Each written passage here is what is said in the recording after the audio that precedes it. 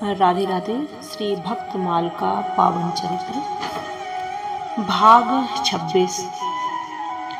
श्री नाभा गोस्वामी रचित इस ग्रंथ रत्न का प्राचीन काल से ही किसी संत भक्त द्वारा अध्ययन करने की परंपरा रही है।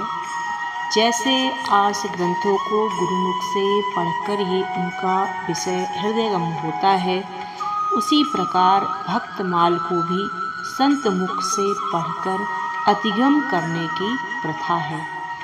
ग्रंथ में वर्णित गाथाओं का स्वरूप तथा उनसे निष्पन्न सिद्धांत को अविकल बनाए रखने में इस अध्ययन परंपरा का महत्वपूर्ण योगदान है। भक्तमाल में संत निष्ठा को आत्मसात कर उसे अन्य जिज्ञासियों को पढ़ाने वाले तथा ग्रंथ को यथा रीति पढ़कर उसका कथा वाचन करने वाले भक्तमाली कहलाते हैं। प्राचीन काल से ही वृंदावन तथा अयोध्या में भक्तमालियों की परंपरा रही है। माधवा दास जी, पूज्य श्री जगन्नाथ प्रसाद जी, श्री गिरजाधारी दास जी, सदगुरुदेव श्री गणेश दास जी, श्री मथुरा दास जी, सुविख्यात प्रवक्ता श्री नारायण दास जी मामा जी कहलाते हैं, जो आदि अनेक भक्त माली श्री वृंदावन में हुए हैं, जिनके प्रयास और अनुपम ग्रंथ की अध्ययन अध्यापन परंपरा आज तक अक्षुण बनी हुई है।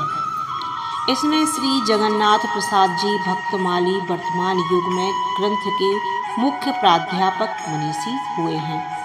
आप ही की आज्ञा से पूज्य श्री गणेश दास जी महाराज एवं श्री रामेश्वर दास जी रामायणी जो कहलाते हैं, इन दोनों ने ग्रंथ की बृहद व्याख्या लिखी, वृंदावन में जो प्रकाशित हुई है। ये सब प्रयास होने पर भी जन जन में भक्तमाल का व्यापक प्रचार हो, इसकी आवश्यकता बनी हुई है। 2013 में कल्याण के वार्षिकांक के रूप में भक्तमाल विशेषांक प्रकाशित कर इस दिशा में महत्वपूर्ण कार्य किया।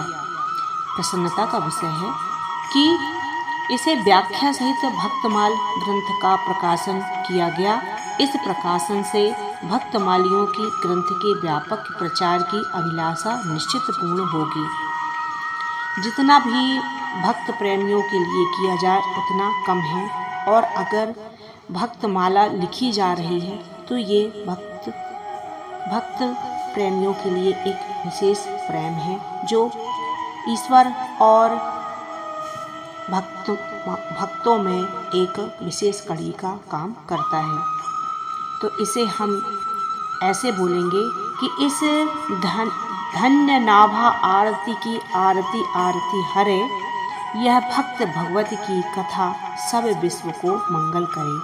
तो सभी भक्त संत ईश्वर सभी को सादर नमन करते हुए शब्द रूपी पुष्प हम भक्तमालों के लिए उनके चरणों में समर्पित करते हैं, ईश्वर के लिए और भक्तों के लिए। राधे राधे।